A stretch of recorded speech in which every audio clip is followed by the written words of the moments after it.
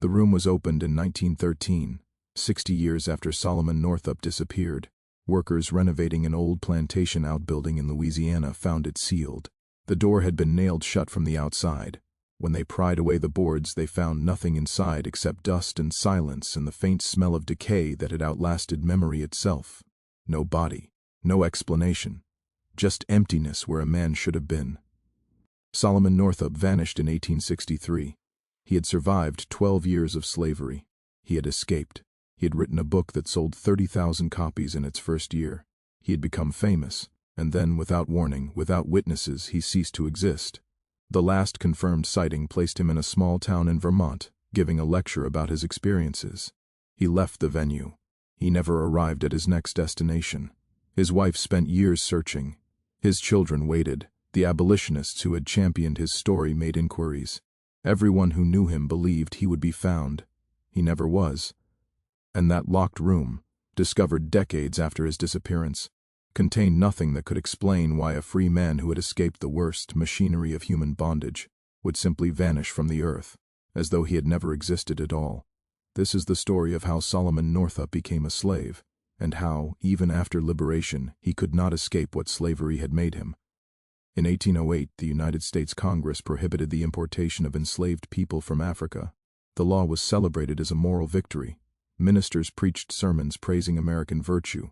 Newspapers published editorials congratulating the nation on its progress toward enlightenment. What the law actually accomplished was the creation of a domestic breeding industry. Before 1808, enslaved people were imported. After 1808, they were bred. The Upper South became a nursery, Virginia, Maryland, Kentucky. These states produced human beings the way other regions produced tobacco or cotton. Children were valuable. A healthy infant represented future labor, future profit, future bodies to sell when cash was needed. Women were bred deliberately. Records from plantations show careful attention to fertility, which women conceived easily, which women bore healthy children, which women could be paired with which men to produce the strongest offspring. This was not hidden. This was not secret. This was discussed openly in agricultural journals, at county fairs, in plantation ledgers kept with the same precision used to track livestock. The domestic slave trade became an industry worth millions. By the 1830s, approximately 1 million enslaved people had been forcibly relocated from the Upper South to the Deep South. They were sold in markets. They were transported in coffles, chained together in lines that stretched for miles. They were shipped down rivers on boats designed specifically for human cargo. This created a constant demand. Plantation owners in Louisiana, Mississippi, Alabama needed bodies. They needed labor to clear land, plant cotton, harvest crops. The work was brutal. People died. People were worked to death. The life expectancy of an enslaved person on a cotton plantation was measurably shorter than on a tobacco farm in Virginia. So the demand never stopped, and the traders who supplied this demand became wealthy. They built mansions. They endowed universities. They were respected members of their communities. One of these traders was named Theophilus Freeman. He operated a slave market in New Orleans. His establishment was on Baronne Street, between Gravier and Perdido. It was a large building with a courtyard where enslaved people were displayed for inspection. Freeman advertised in newspapers. He guaranteed the health of his merchandise. He offered warranties. If a purchased person died within a certain period, the buyer could receive a refund or a replacement. This was normal business practice. Freeman's Market was one of dozens in New Orleans alone. The city was the largest slave market in North America. Thousands of human beings were sold there every year, and the law allowed it, protected it, enforced it, because by 1841 slavery was not just legal, it was constitutional. It was woven into every institution, every statute, every commercial transaction in half the country. The Supreme Court had ruled that enslaved people were property, not persons. The Constitution counted them as 3/5 of a person for purposes of representation, but granted them no rights, no protections, no recognition as human beings with agency or will. State laws in the South prohibited enslaved people from learning to read, from gathering in groups, from leaving plantations without written permission, from testifying against white people in court.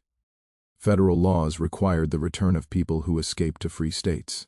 The Fugitive Slave Act of 1793 made it a crime to harbor or assist anyone fleeing slavery.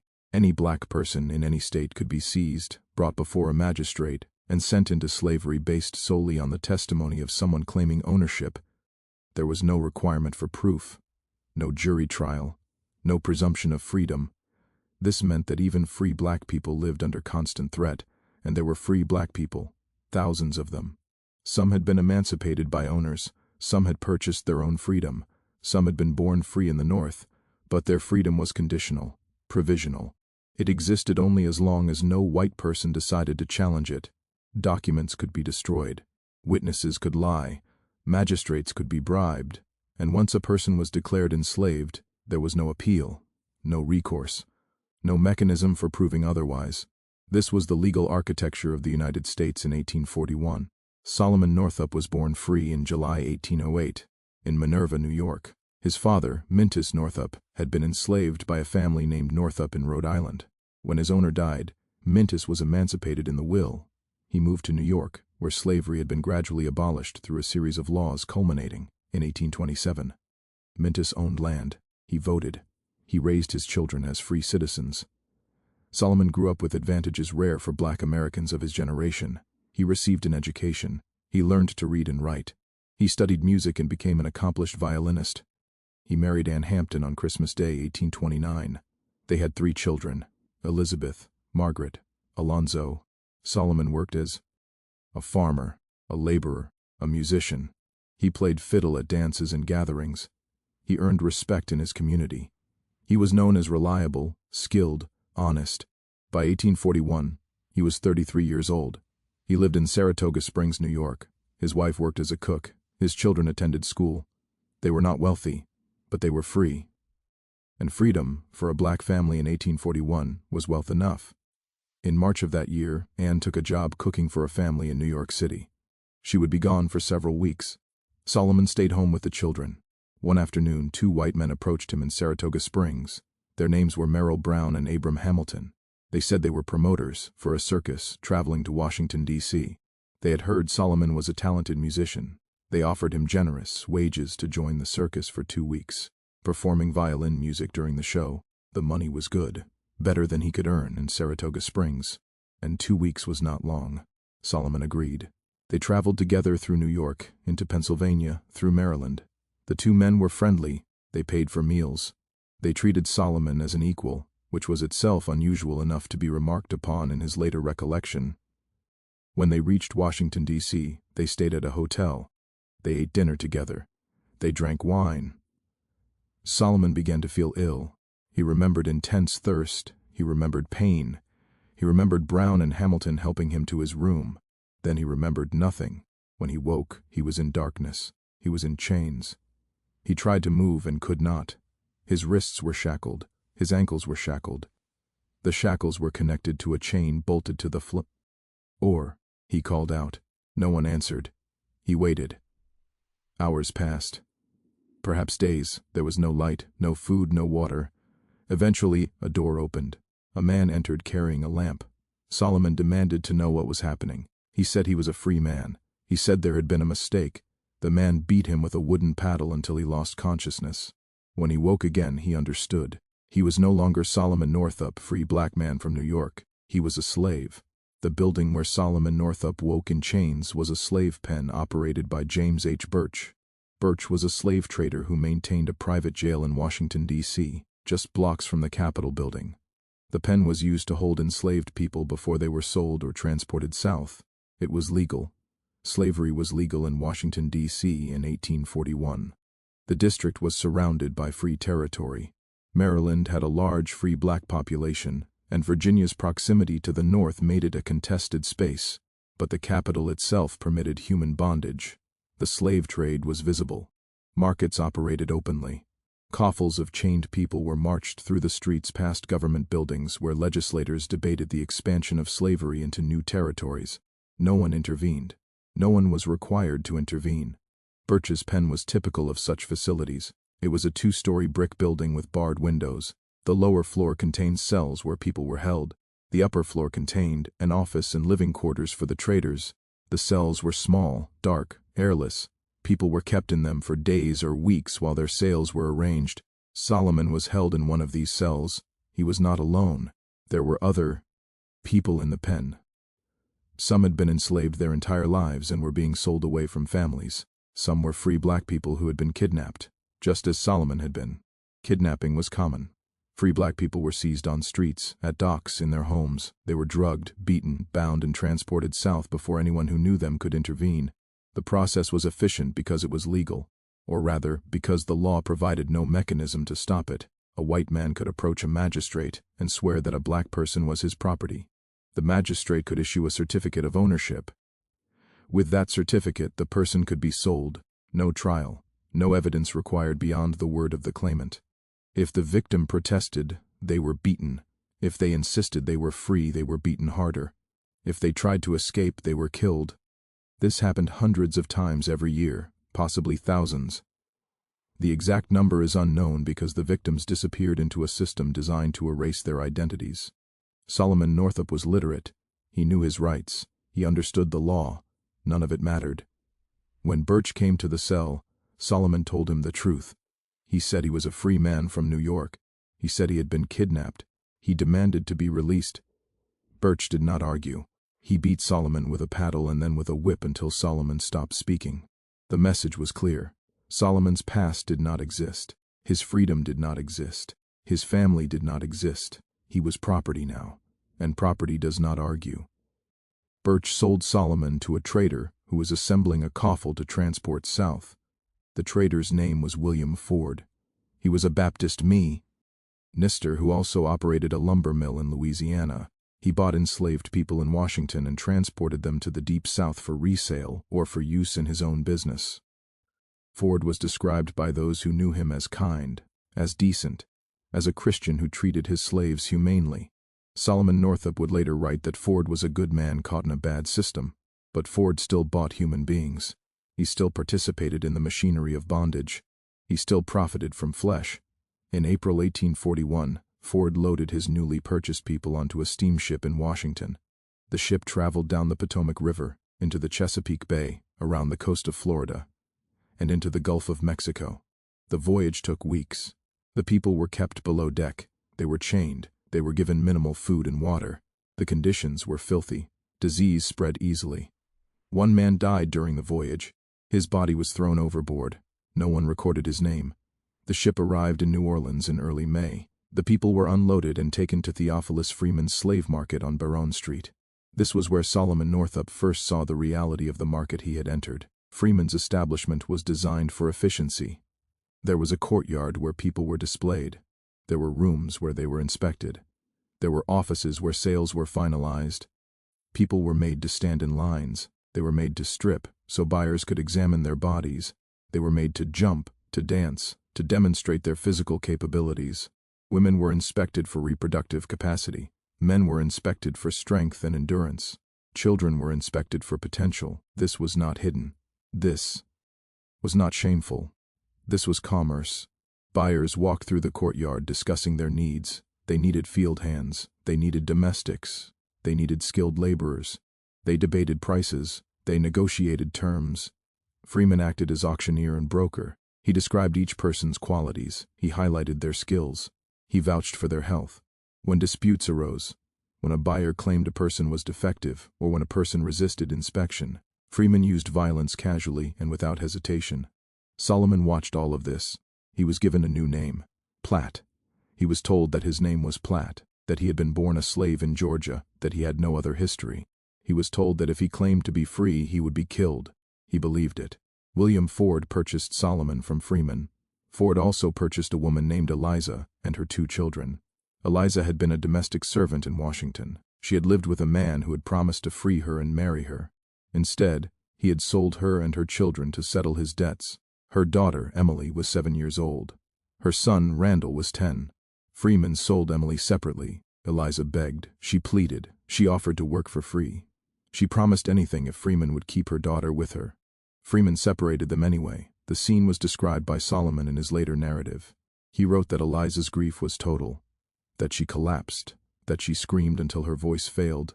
Freeman had her whipped to silence her. Then he sold Emily to a man who wanted a child servant. Eliza never saw her daughter again. Ford transported his purchases to his plantation in Bayou Boeuf, Louisiana. The plantation was in Avoyelles, Le Parish, in the central part of the state. It was remote, isolated. The nearest town was miles away.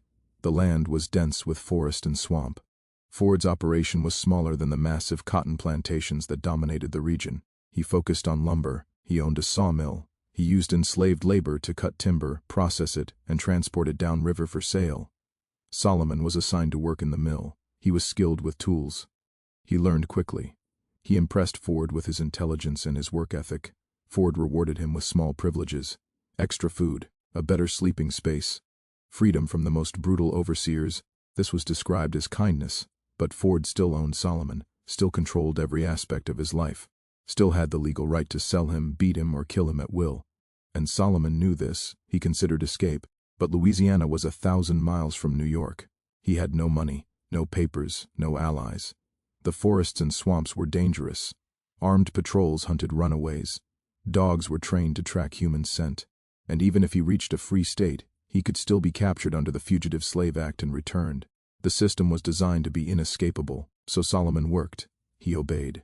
He survived. Months passed. Ford's lumber business encountered financial difficulties. He had borrowed money to expand his operations. The loans came due. He could not pay. Debt was managed in the South through the sale of assets, and enslaved people were assets. In 1842, Ford sold Solomon to a man named John Tibeats to settle part of his debt. Tibeats was a carpenter. He was poor. He was violent. He was known for brutality, even by the standards of the region. So, Solomon was transferred to Tibeats' custody. Everything changed. John Tibeats was not a planter. He did not own land or operate a large enterprise. He was a laborer who had purchased Solomon to use as a skilled worker in carpentry projects. Tibeats was also an alcoholic. He was unstable. He was prone to rage. Solomon described him as a small man with a vicious temper. Tibeats resented that Solomon was more skilled than he was. He resented that Solomon was intelligent. He resented that Solomon could read and write, even though Solomon hid these abilities. The resentment manifested as violence. Tibeats beat Solomon for minor infractions, for working too slowly, for working too quickly, for asking questions, for not asking questions. The beatings were not disciplinary. They were expressions of rage. One morning, Tibeats ordered Solomon to retrieve nails from a nearby plantation. Solomon did so. When he returned, Tibeats claimed he had brought the wrong size. Solomon knew he had brought the correct size. Tibeats knew it too, but Tibeats needed to assert dominance.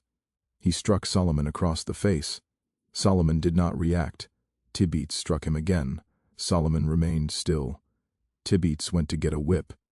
What happened next was described by Solomon in precise detail in his narrative. Tibeats returned with a whip and began to beat Solomon. Solomon endured the first few blows. Then something shifted. He realized that Tibeats intended to kill him, not quickly, slowly, through accumulated violence. Solomon made a decision. He fought back. He seized the whip from Tibeats. He overpowered him. He beat Tibeats with the same whip that had been used on him.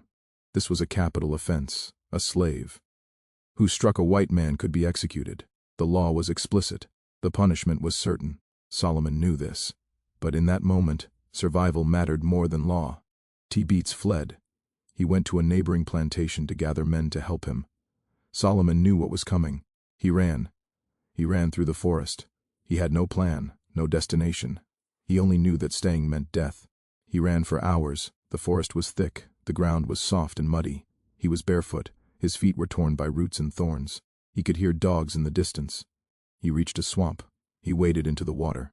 The water was dark. He could not see the bottom. He did not know what lived in it. He kept moving. Snakes swam past him. Alligators watched from the banks. The water was cold despite the heat. He stayed in the swamp until nightfall.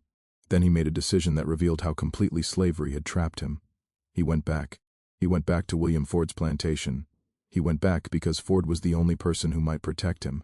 Ford still held a partial claim on him as collateral for Tibeats' debt. Ford might be able to intervene. It was a desperate hope, but it was the only hope Solomon had. He arrived at Ford's plantation after dark. He found Ford and explained what had happened. Ford listened. Then Ford told him the truth. Ford could not protect him. Ford did not own him anymore. Tibeats owned him. And under Louisiana law, Tibeats had the right to punish Solomon however he saw fit, up to and including execution. Ford could try to buy Solomon back, but Tibeats would have to agree. And Tibeats would demand a high price now, knowing that Solomon had attacked him. Ford did what he could. He kept Solomon at his plantation overnight. He sent word to Tibeats that he wanted to negotiate. But the next morning, Tibeats arrived with a group of armed men. They tied a rope around Solomon's neck. They threw the rope over a tree branch. They pulled him off the ground. They were going to hang him. Solomon felt the rope tighten. He felt his feet leave the earth. He felt his vision darken. Then Ford intervened. Ford had legal authority because of the debt. He demanded that Tibeats stop. He argued that Tibeats could not destroy his own property without satisfying the debt first. It was not mercy. It was economics. Tibeats lowered Solomon. The rope left burns on his neck. Ford negotiated quickly. He agreed to purchase Solomon back from Tibeats for more than he had originally sold him for. Tibeats agreed because he needed the money. Solomon survived. But only because his life had a calculable value. Only because the law treated him as property to be liquidated, rather than as a person to be punished. Ford now owned Solomon again. But Ford's financial situation had not improved. He still owed money. He still needed to sell assets. Within weeks, Ford sold Solomon to another man. This man's name was Edwin Epps, and Edwin Epps was worse than Tibeats in every way that mattered. Edwin Epps owned a cotton plantation on Bayou Boeuf. Cotton was the dominant crop of the Deep South. It was the foundation of the region's economy. It generated enormous wealth for plantation owners and for the merchants and traders who processed and sold the cotton. It also required constant, brutal labor. Cotton plants grow in rows. They must be planted, tended, and harvested by hand. The work is repetitive. It is exhausting. It destroys the body over time. Enslaved people worked from before dawn until after dark during the planting and harvest seasons. They were assigned daily quotas. If they failed to meet the quota, they were whipped. If they exceeded the quota was increased the next day. There was no rest, no relief, no escape. Epps owned approximately 50 enslaved people. He worked them without pause. He boasted that he extracted more labor from his people than any other planter in the region. He was also a sadist. Solomon described Epps as a man who enjoyed inflicting pain. Epps whipped people for entertainment. He whipped people while drunk. He whipped people to assert dominance even when they had done nothing wrong. He had a whip made specifically for him. It was longer than a standard whip. It could cut skin from across a room. He called it his persuader. Epps forced enslaved people to dance for him at night. He played the fiddle badly and made them dance until they collapsed from exhaustion. If they stopped dancing, he whipped them. Solomon, because he could play the violin, was forced to provide music for these sessions. He played while Epps drank and laughed and watched people dance until they fell. This was described in plantation records as recreation. Epps was also obsessed with a young enslaved woman named Patsy. Patsy was in her late teens. She was described as beautiful. She was also the most productive cotton picker on the plantation. She could pick 400 pounds of cotton in a single day, far more than anyone else. Epps desired her. He raped her repeatedly. His wife, Mary Epps, knew. She hated Patsy for it. She blamed Patsy than her husband.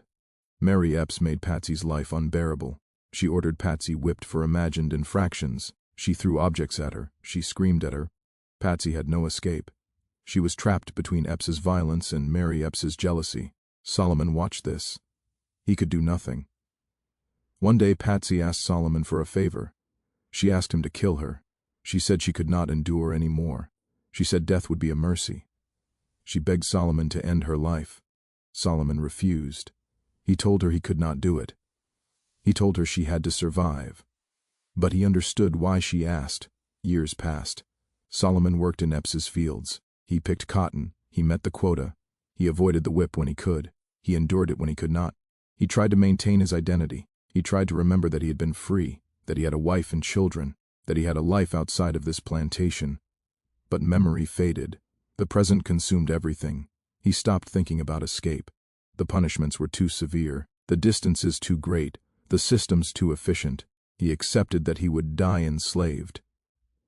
Then, in 1852, something changed. Epps hired a Canadian carpenter named Samuel Bass to work on the plantation. Bass was white. He was educated. He was also an abolitionist. Bass spoke openly about his beliefs. He argued with Epps about slavery. He said it was wrong, that it was evil, that it violated the principles on which the nation was founded. Epps tolerated this because Bass was useful and because Epps enjoyed the arguments.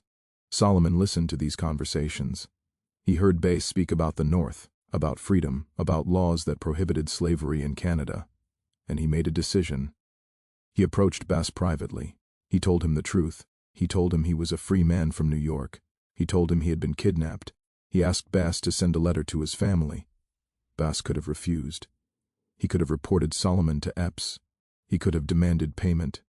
He did none of these things. He agreed to help. He wrote the letter. He addressed it to people Solomon knew in New York. He mailed it. Then they waited. Months passed. Solomon did not know if the letter had been received.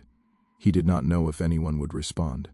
He did not know if Bass was even telling the truth about sending it.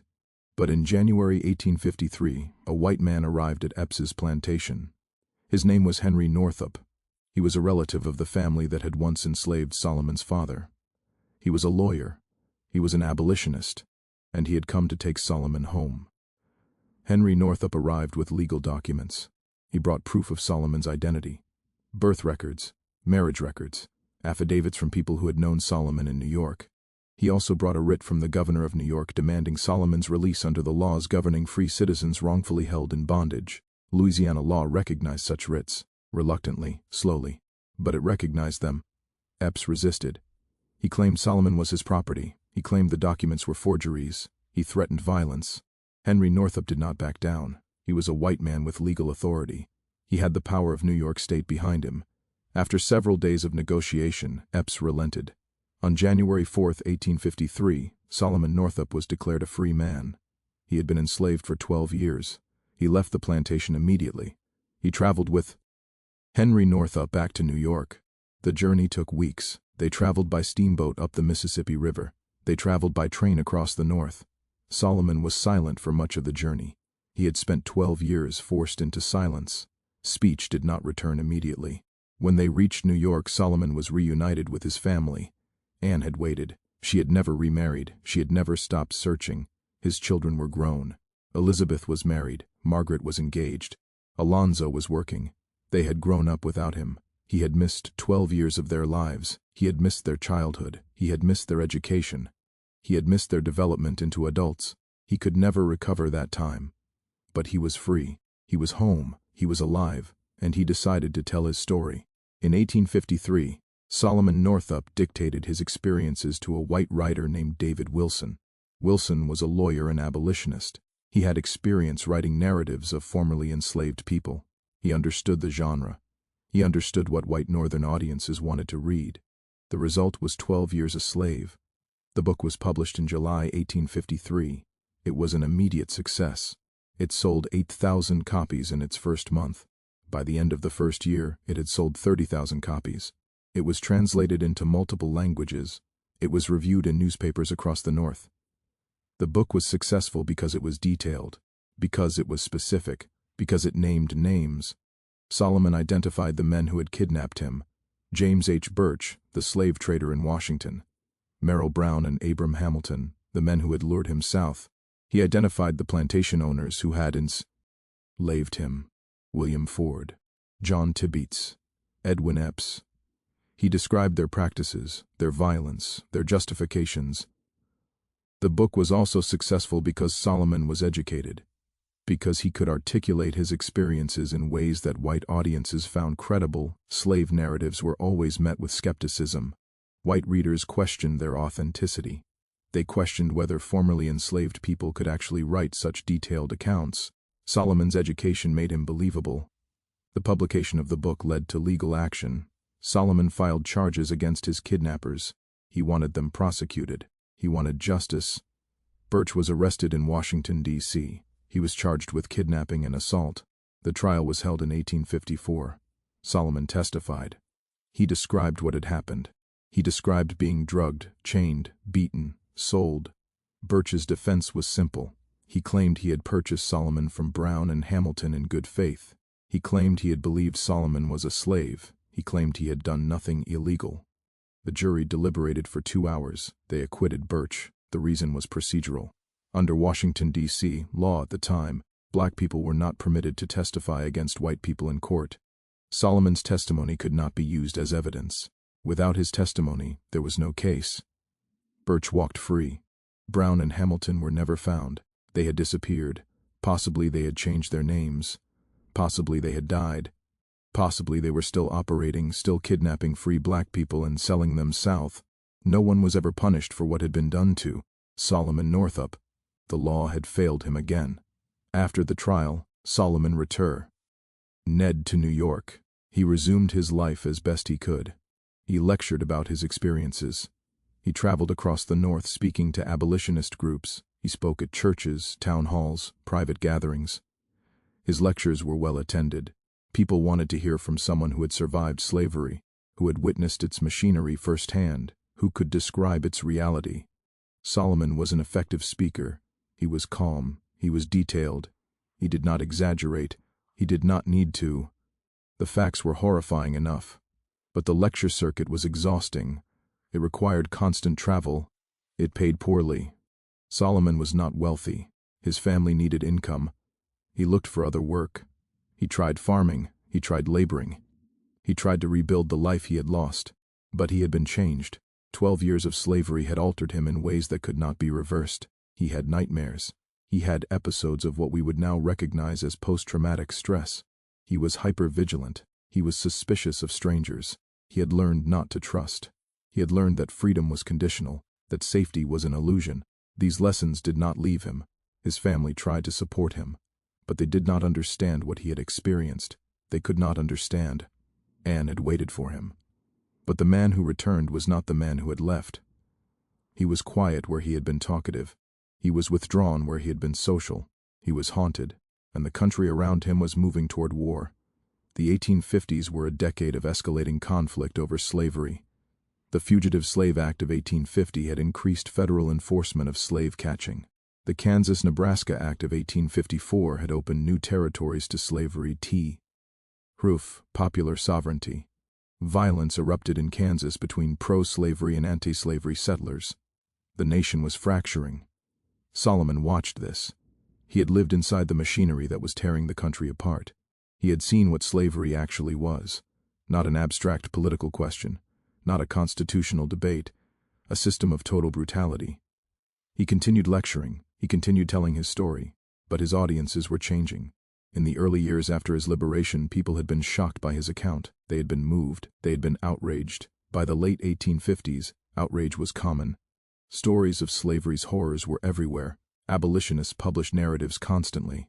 Newspapers reported on violence in Kansas, on slave auctions, on runaways hunted and captured. Solomon's story was no longer unique, and he was tired. In 1857, his book was still selling, but the royalties were small. He was not making enough money to support his family through lectures and book sales alone. He needed work. He took jobs where he could find them. He worked as a laborer. He worked as a musician. He traveled. And then, in 1863, he disappeared. The last confirmed record of Solomon Northup is from a lecture he gave in a small town in Vermont in August 1863. He spoke about his experiences. He spoke about the war. The Civil War was in its third year. The Emancipation Proclamation had been issued in January. Slavery was being destroyed by force. Solomon had lived to see the system that had enslaved him begin to collapse.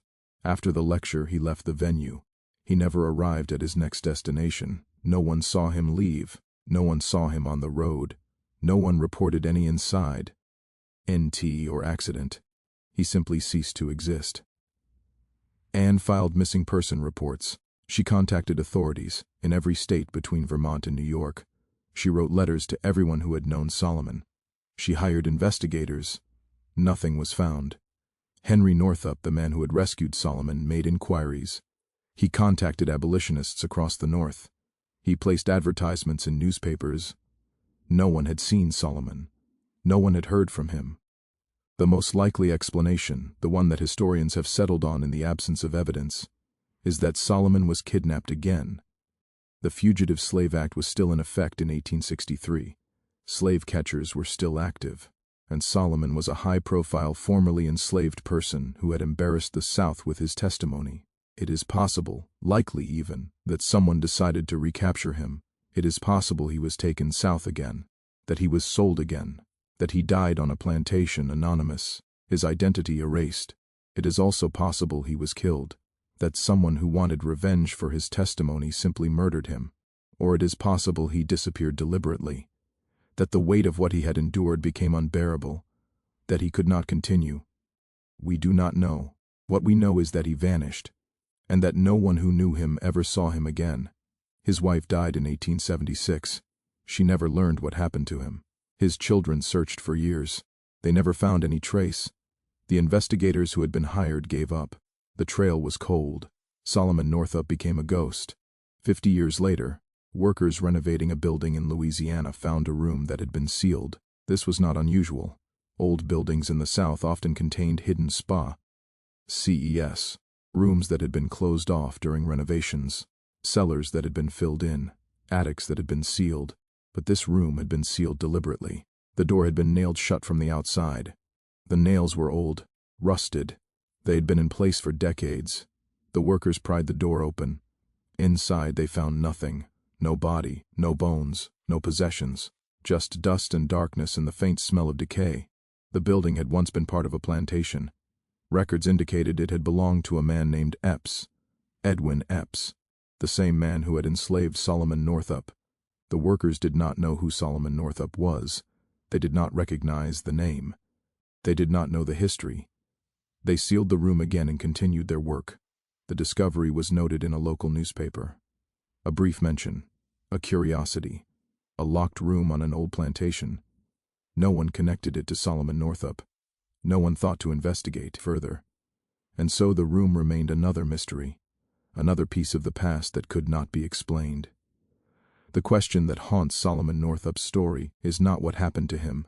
The question is how it was allowed to happen at all. Solomon was a free man. He was educated. He had documents. He had a family. He had a community that knew him. And yet he was enslaved for 12 years. And when he was freed, the men who had enslaved him faced no punishment. And when he disappeared, no one could find him. The system that allowed this was not aberrant. It was not exceptional. It was not the result of a few bad actors. It was the law. The Constitution of the United States protected slavery. The Supreme Court enforced slavery. Congress legislated to expand slavery. State governments built entire economies on slavery. And millions of people participated, not just plantation owners, not just slave traders. Bankers financed the purchase of enslaved people. Insurers provided policies covering enslaved people as property. Textile mills in the North processed cotton picked by enslaved people. Merchants sold goods produced by enslaved people. Everyone was complicit. The machinery of slavery was vast, it was efficient, it was total, and it did not require everyone to be cruel. It only required most people to be indifferent. William Ford was described as a kind man. He was a minister. He preached about Christian charity. He also bought and sold human beings. He justified this by claiming he treated them well, by claiming he was better than other owners, by claiming he was part of a system he did not create and could not change, but he participated, he profited, he enabled, and when Solomon Northup needed protection, Ford could not provide it, because the system was stronger than any individual, because the law defined Solomon as property, and property could be bought and sold and destroyed at will. This was not cruelty, this was normalcy. The true horror of slavery was not the exceptional brutality of men like Edwin Epps. It was the ordinary participation of men like William Ford. It was the preachers who owned slaves, the judges who enforced slave laws, the legislators who expanded slavery into new territories, the merchants who traded in human flesh, the families who inherited wealth built on bondage. It was the millions of white Americans who went about their lives while millions of black Americans were worked to death in fields Hay would never own. And it was the legal structure that made all of this possible. The Constitution counted enslaved people as 3/5 of a person for representation but gave them no rights. The Fugitive Slave Acts required northern states to return people who escaped. The Dred Scott decision declared that black people had no rights that white people were bound to respect. The law was not neutral, the law was a weapon, and Solomon Northup was caught in it. When Solomon Northup wrote his narrative, he was careful. He did not call for violent rebellion. He did not demand immediate abolition. He did not condemn all white people. He described what had happened to him. He named the people responsible. He let the facts speak. This was strategic. Slave narratives that were too angry, too radical, too demanding, were dismissed by white audiences as propaganda. Solomon knew his audience. He knew that white Northerners wanted to believe they were different from white Southerners, that they were moral, that they opposed slavery. So he gave them a narrative they could accept. He described himself as exceptional, as educated, as intelligent, as different from other enslaved people. He described some of his enslavers as decent men trapped in a bad system. He appealed to white sympathy, and it worked. His books sold. His lectures were attended. He was celebrated as a hero. But the system did not change.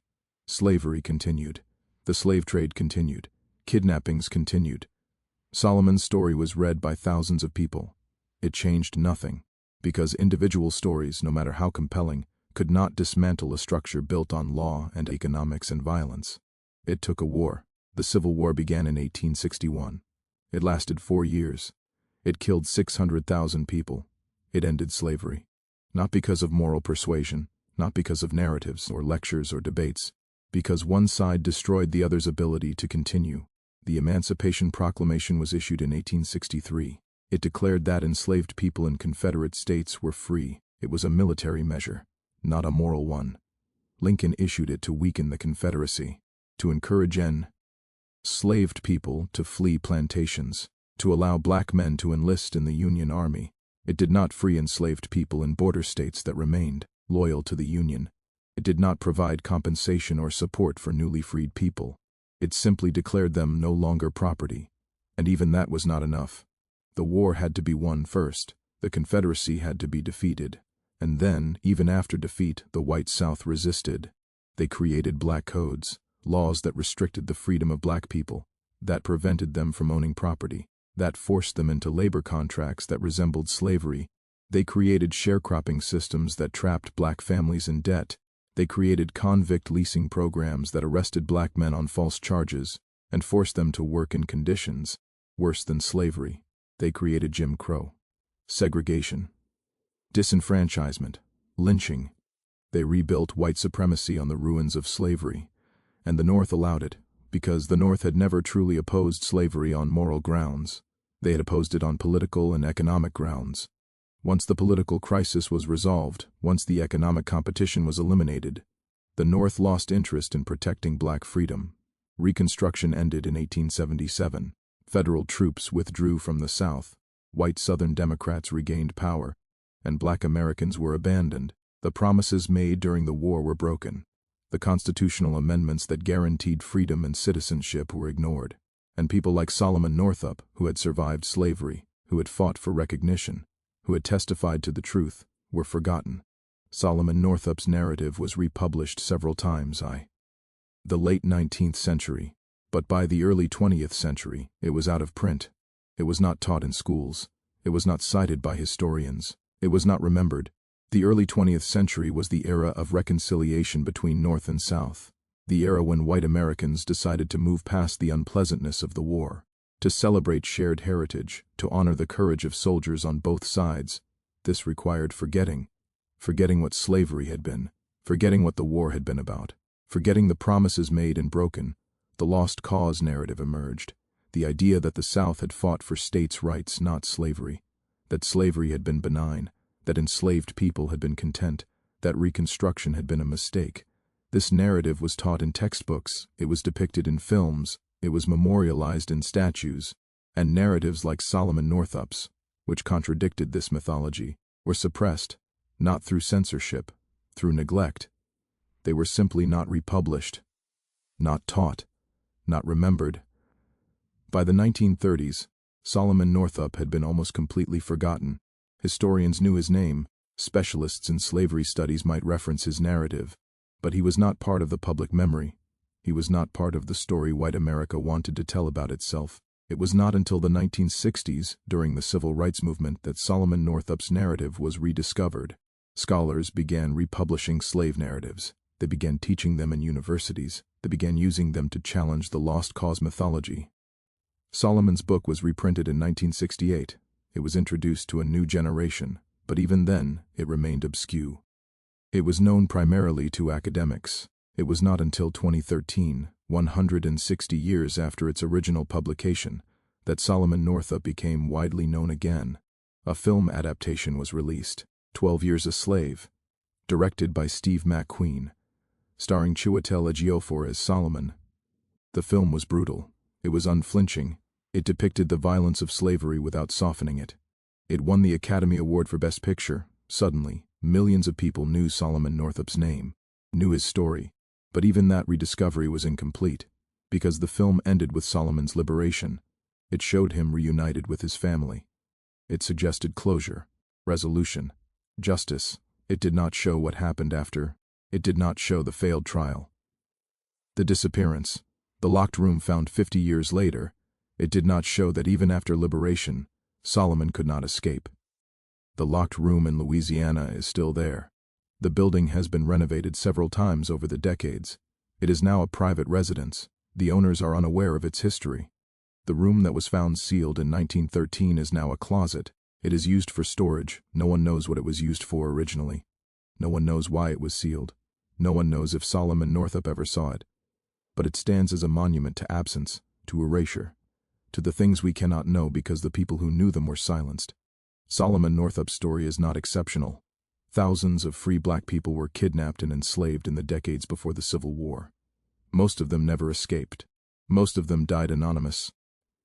We know Solomon's name because he was freed, because he was literate, because he could write his story.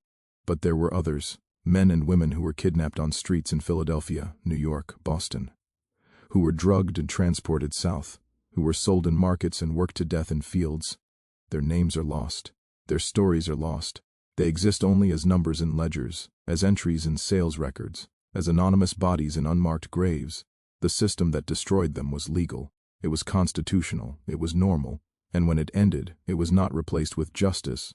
It was replaced with other systems, other laws, other mechanisms of control, black codes, Jim Crow, convict leasing, redlining, mass incarceration.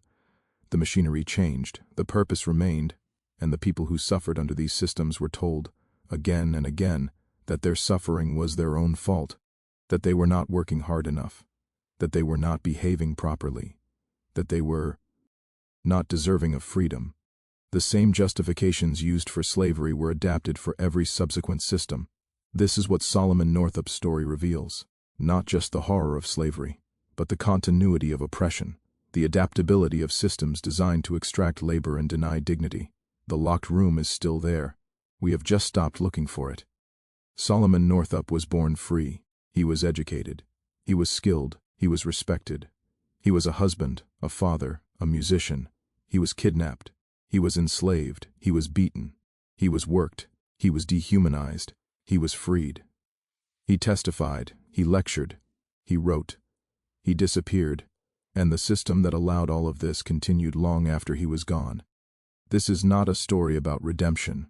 It is not a story about triumph. It is not a story about justice. It is a story about machinery, about how laws can be written to make atrocity legal, about how institutions can be designed to make cruelty efficient, about how ordinary people can participate in horror without recognizing what they are doing. William Ford was a Baptist minister. He preached about love and charity. He bought and sold human beings. John Tibeats was a carpenter. He built houses. He tried to lynch a man for resisting a beating. Edwin Epps was a planter. He managed a successful business. He raped enslaved women and whipped them for entertainment. James Birch was a traitor. He operated within the law. He kidnapped free people and sold them south. None of them saw themselves as monsters. None of them believed they were doing evil. They were participating in a system, following the law, pursuing their interests, and the system protected them. When Solomon testified against Birch, the law did not allow his testimony to be used as evidence. When Solomon was freed, his enslavers faced no punishment. When Solomon disappeared, no one was held accountable. The system was designed to prevent accountability. It was designed to function smoothly, to process people efficiently, to maximize profit without friction, and it worked. For 2.5 centuries, American slavery functioned as one of the most efficient systems of labor extraction and wealth generation in human history. It built the economy of the South. It financed the industrialization of the North. It produced the cotton that fueled textile mills in England and France. It made fortunes. It built universities. It endowed museums, and it destroyed millions of lives. Solomon Northup was one of those lives. He survived longer than most. He escaped when most did not. He told his story when most could not, but he could not escape completely. The trauma stayed with him. The fear stayed with him. The knowledge that freedom was conditional stayed with him. And in the end, the system took him again. We do not know how he died. We do not know where he is buried. We do not know what his last words were. We only know that he vanished, like millions of others, like the people whose names were never recorded, whose stories were never told, whose graves were never marked. They were consumed by the machinery. They were processed. They were destroyed, and the machinery continued. It continues still, not in the same form, not with the same laws, but with the same purpose: to extract, to control, to deny. The locked room on the plantation was opened in 1913. It was empty, but emptiness is not the same as absence. The room had been sealed for a reason. Something had been placed inside, or someone, and then it was removed, or it decayed, or it was forgotten.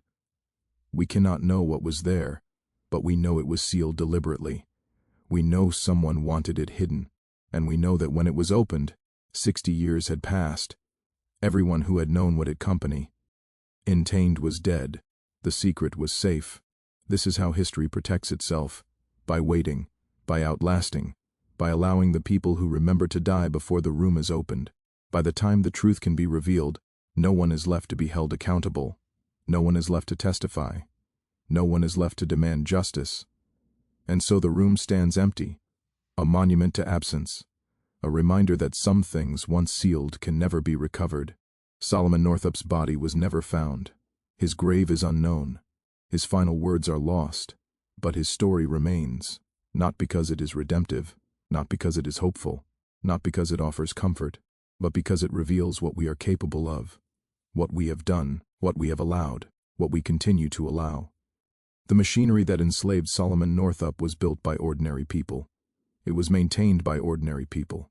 It was defended by ordinary people. It did not require exceptional cruelty.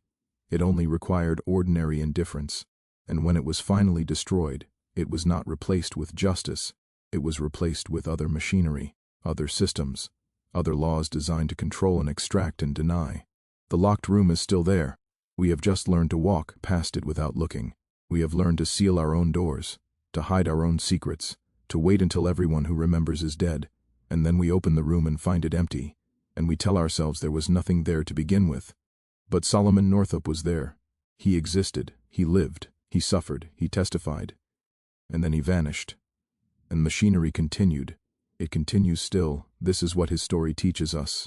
Not that we have progressed, not that we have overcome, not that we have learned, but that the machinery is patient, that it adapts, that it survives, and that the locked room is always there, waiting to be sealed again, waiting for the next person who will be placed inside, waiting for the next generation who will forget to look, waiting for the next century to pass before it is opened and found empty. Solomon Northup was born free in 1808. He was enslaved in 1841. He was freed in 1853. He disappeared in 1863. The room was opened in 1913. It was empty, but he was there. He was always there. In the silence, in the absence, in the locked room that no one wanted to open. He is there still, not as a ghost, not as a memory, but as evidence of what we are capable of when we build machinery to make atrocity legal, when we write laws to make cruelty normal, when we construct systems to make horror efficient. Solomon Northup survived 12 years of slavery, but he could not survive the freedom that followed, because freedom in a nation built on bondage is always conditional, always contingent, always one locked room away from vanishing entirely. This is shadow liturgy. The locked room is open, it is empty, but the machinery remains.